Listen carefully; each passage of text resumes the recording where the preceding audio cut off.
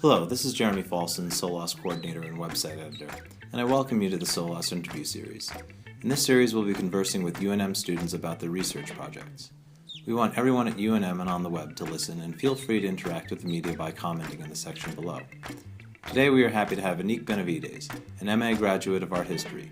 She'll speak to us about her master's thesis on the defense of the Eucharist paintings in vice-regal Peru. Recently, Annick successfully defended her master's thesis, where she passed with distinction. Before coming to UNM, Annick received her BA in art history from Williams College of Massachusetts in 2009. After graduating, Annick worked as the education director at the Pedro de Osma Museum of Vice-Regal Art in Lima, Peru.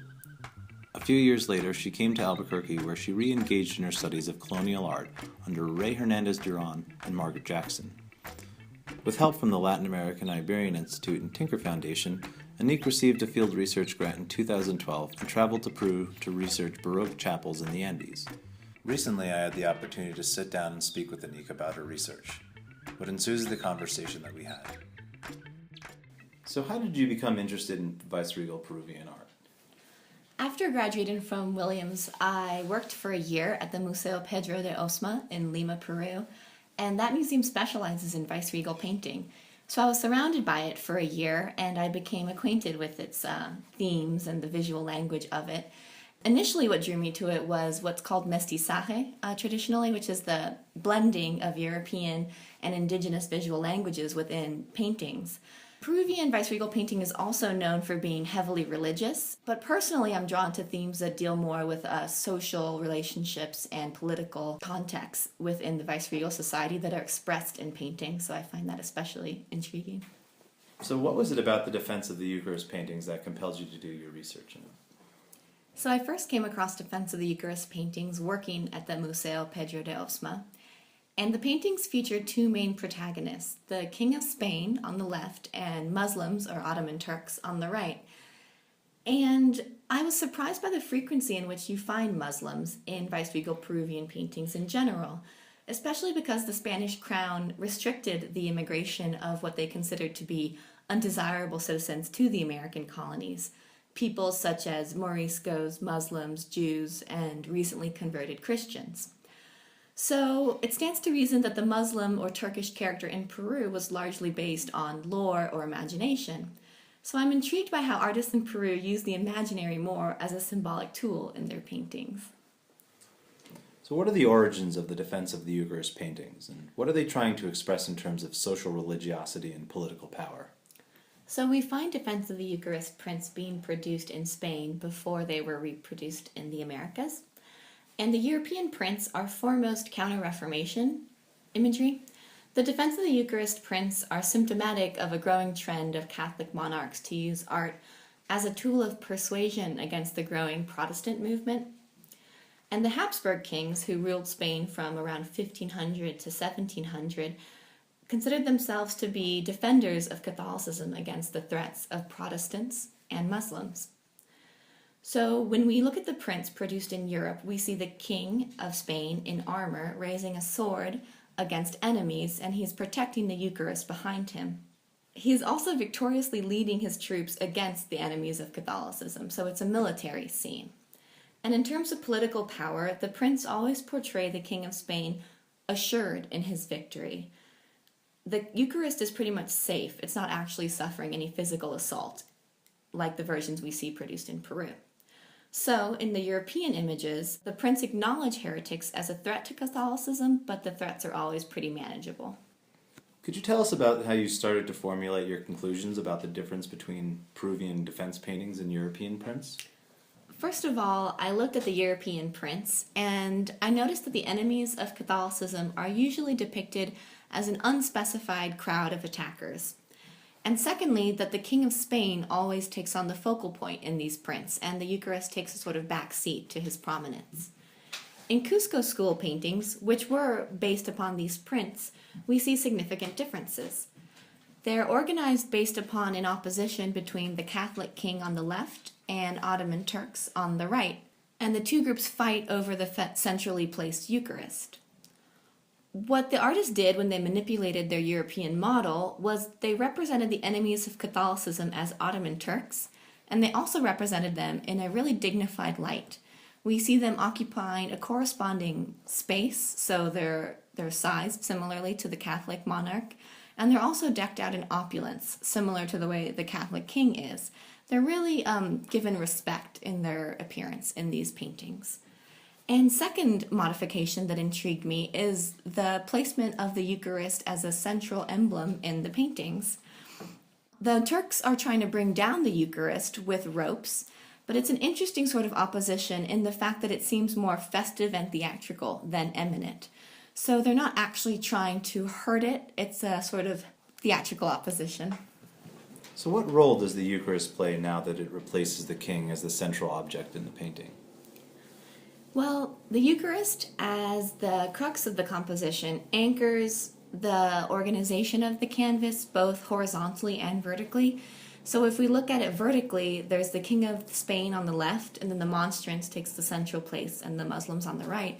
And also horizontally, we see celestial beings, such as the Holy Spirit and saints, the monstrance in the center, and then terrestrial beings, humans that are alive on the bottom realm. So it sort of anchors all three organizational schemes and mediates between people living on Earth and those celestial beings. So it's certainly important to the composition, and that's why I looked into it with further detail. And the object actually is specifically referencing the craft of Andean silversmiths.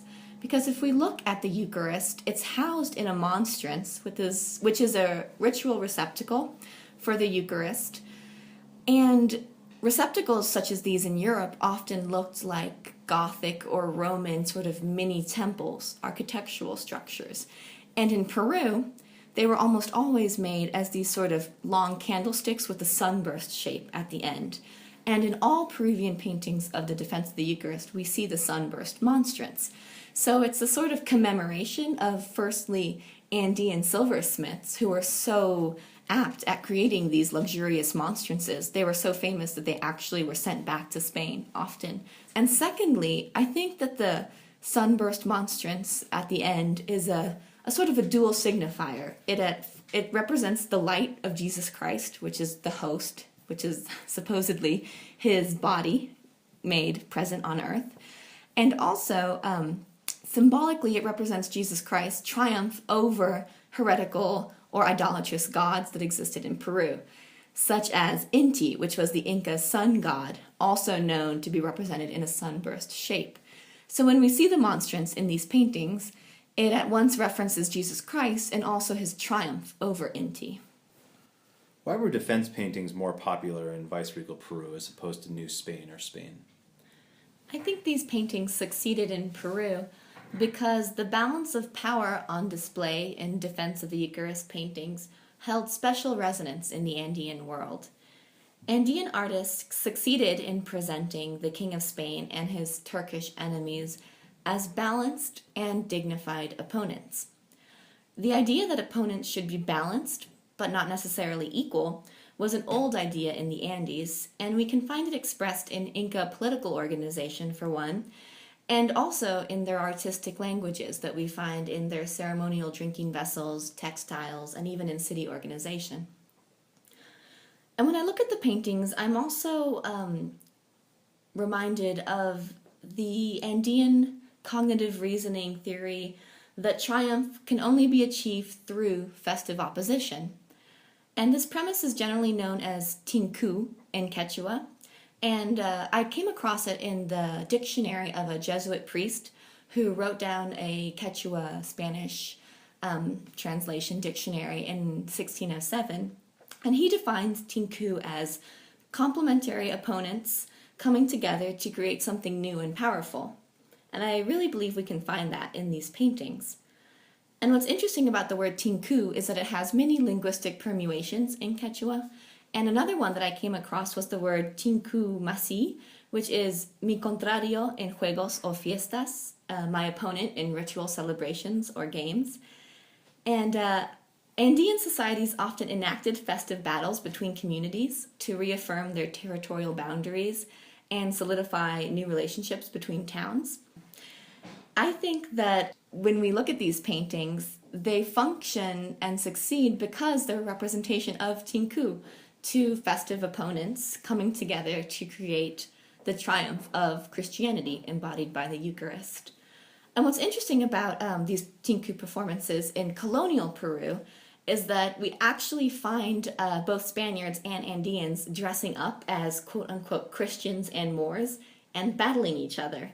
So it's a sort of a active, real performance of the characters we find in these paintings. So in that way, I think the canvases commemorate lived performances that were enacted to sustain communal existence in the Andes, both among the Spaniards and the indigenous peoples. So you mentioned before that the Turks were portrayed in a dignified manner. Why would that be? Well, I believe that the Turks are represented in a very dignified manner because Turks were often associated with Amerindians in conquest discourse. And we find that association originating because Spaniards considered Muslims and natives of the Americas to be idolatrous or heretical peoples, but more specifically because Spaniards had just finished conquesting, or supposedly reconquesting, the Iberian Peninsula from Muslims, and they invaded the Americas shortly afterwards and sort of enlarged the scope of that reconquest to sort of associate their enemies together. And if we look at defense paintings and see the Ottoman Turks as stand-ins for Amerindians, it then makes sense that they would be portrayed in such a dignified light, because artists in the Cusco school were, by and large, indigenous peoples, and they would want to portray the symbolic stand-ins for their forefathers in a dignified light. Furthermore, if we look at the balance of power now with the Turks standing in as Indians, it sort of portrays the arrival of Catholicism in the Americas and its festive opponents as enabling the triumph of Christianity in Peru, because you can't triumph without a festive opponent. So we actually can see this sort of really interesting balance of power, whereas Christianity succeeds in Peru because of the Amerindian heretical past as an opponent to Christianity, and that you can't have triumph without an opponent. What are the sources for the Andean modification of the defense paintings? When I approached the Andean paintings, I had two main questions. The first was, why are the Ottoman Turks depicted pulling down the monstrance with ropes? And the second is, why are they positioned in an analogous position to the king of Spain? So to answer the first question, I actually came across European prints that depict Calvinist Protestant attacks on Catholic images in churches in the mid-17th century. And these prints, also known as Beldenstorm iconographies, portray Protestants pulling down oftentimes the body of Christ, portrayed as Christ crucified, with ropes. And that's a clear connection, I believe, to the Ottoman Turks, who in Andean defense paintings pull down the Eucharist also with ropes. So I think that Andean artists definitely had access to these prints and were pulling from that iconography when they created their own unique style in Peru. And to answer the second question as to why were they positioned, the Ottoman Turks, as analogous or sort of balanced with the Christian king, and I think that that might have to do with actually local art production in Cusco. The Andean world had caros, which were ceremonial toasting vessels, and important leaders of tribes would ceremonially toast with each other to enact alliances. And the production of these caros was continued in the colonial era. So in Cusco, we had colonial caro artists making figural imagery on these cups. The Inkari Koyari imagery, which is found on a number of these caros, is remarkably similar to defense paintings. And if we look at these caros, I've found at least 7 in existence, there might be more, they always portray two kings in festive opposition across a valley, and in the middle of the valley, sort of the focal point of the composition, is a sunburst shape, much like the Eucharist in the paintings. And Inkari Koyari references an a battle between the Inca and Koya peoples. When the Inca were growing their empire, they conquered the Koya. And by conquering the Koya, they actually enabled a vertical integration of their agricultural system. So in a way, they enacted Tinkui by enabling the sustenance of their larger empire. And in these paintings, the Inca king appears on the left, much like the Catholic king, so the more powerful force is on the left, and the Koya king is on the right, like the Muslims. And both the Koya king and Muslims have crescent moons on their headgear, which is an interesting parallel. So I believe that this represents a sort of balanced power, much akin to what we see in defense paintings. So in conclusion, I believe Andean artists were using both European models and models that they find in different medium within Cusco to create the unique paintings that we find. Thanks to Annick for stopping by to share her research with us, and I hope that you all have enjoyed listening. Please join us throughout the semester as the SOLAS interview series will continue to highlight UNM student research.